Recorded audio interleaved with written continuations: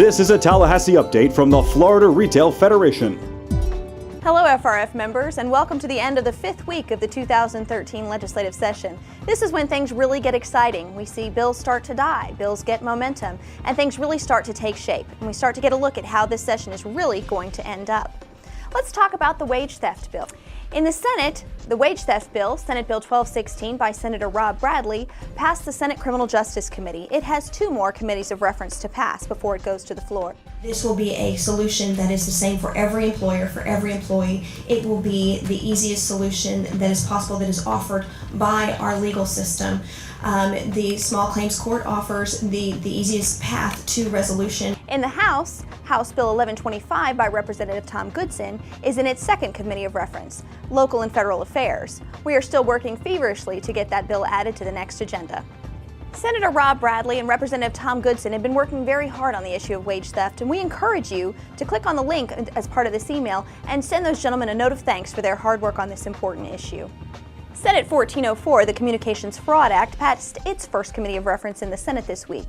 This bill relates to organized retail crime, and it will assist retailers as they try to get more severe punishments for those committing organized retail crime. We thank Senator Kelly Stargell for her hard work on this issue. House Bill 103 by Representative Ed Hooper relates to the misuse of portable gas cans.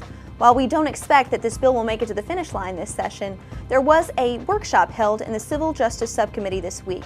House Bill 103 states that if a consumer misuses a portable gas can by using it to light, reignite, or accelerate a fire, that they cannot recover from the manufacturer, or if they otherwise take an action that's contrary to the warnings that appear clearly on the side of the can. This bill is important because it would give it a limited waiver of liability to manufacturers and sellers of gas cans. Recently, the nation's largest producer of gas cans, Blitz USA, was put out of business due to litigation.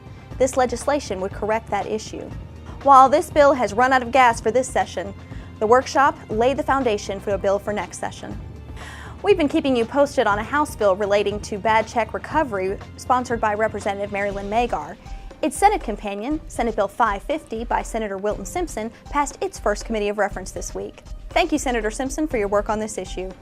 House Bill 592 by Senator Bill Galvano passed the Senate floor this week. This bill will allow corporations to pick a designated employee to sign orders of garnishment. This will save companies money as they will not have to hire an attorney to sign these orders. House Bill 655 by Representative Steve Precourt on paid sick leave made it to the House floor this week for a full vote.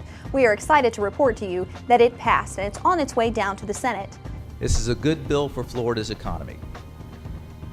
As we fight our way out of this long, dreary recession that we've been fighting our way through, kind of like the way the weather around here has been clearing up the last couple of days, finally from a couple of dreary and rainy days, this bill is going to provide that certainty. Now, it's not a silver bullet, it's not a miracle worker for our economy, but it is another infusion of good policy to help with that recovery. So members, I know you missed seeing Melissa in last week's update, but she's back with a vengeance this week. Melissa, tell us what you've been up to. Thank you, Samantha.